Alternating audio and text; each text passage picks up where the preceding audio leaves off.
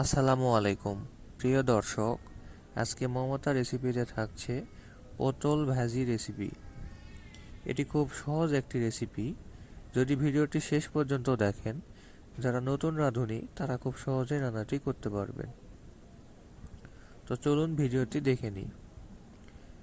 প্রথমে আমরা 10টি মাঝারি সাইজের পটল লম্বা করে 4 পিস করে কেটে নিয়েছি।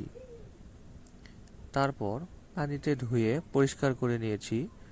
তবে আপনারা চাইলে একটি পটল 2 পিস করে কেটে নিতে পারেন, কোনো সমস্যা নেই।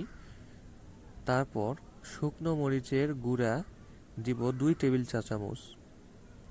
তারপর হলুদের গুঁড়া দিব 1/2 টেবিল চা চামচ।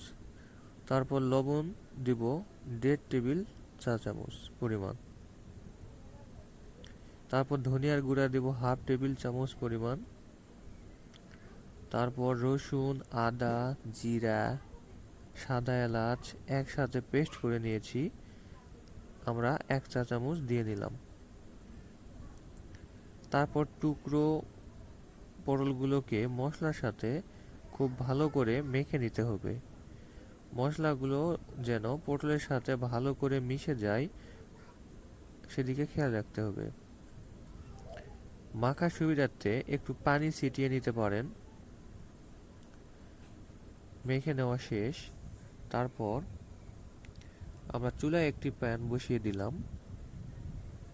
প্যানে একটু তেল দিয়ে দিলাম অল্প করে, খুব একটা বেশি তেলের প্রয়োজন নেই।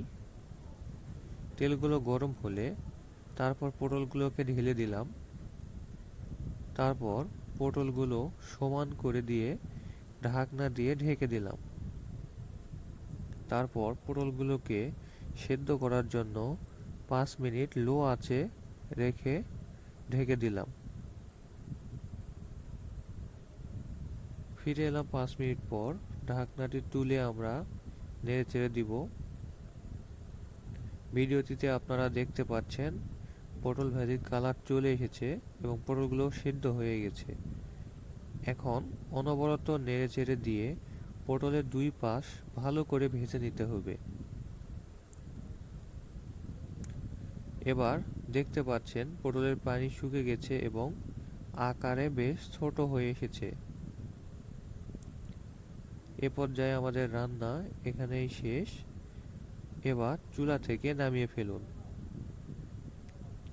তারপর খাবারের সাথে পরিবেশন করতে পারেন। ধন্যবাদ এতক্ষণ সাথে থাকার জন্য। পরবর্তী ভিডিও দেখার জন্য আমন্ত্রণ জানিয়ে আজকের ভিডিওটি এখানেই শেষ করলাম। আল্লাহ হাফেজ।